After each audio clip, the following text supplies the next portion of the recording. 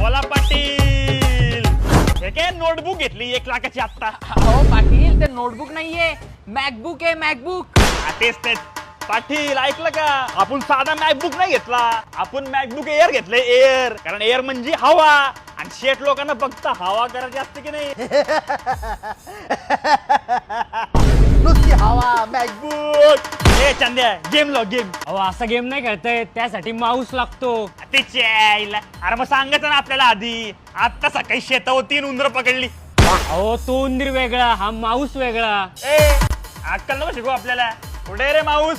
ए चिचुंदरी. अहो पाटील, जास्त नका वापरू, तो हिट होईल हिट. ए जर मी हिट झालो ना तर तुझं मेमरी कार्ड काढेल बाहेर तुझ्या मागून. अरे पण याला वापरायचं कसं आहे? ए टीम्या, यो टाईप रायटर कसा वापरायचा रे? आईला लहानपणी कॅम्प्युटर क्लास करायला पाहिजे होता.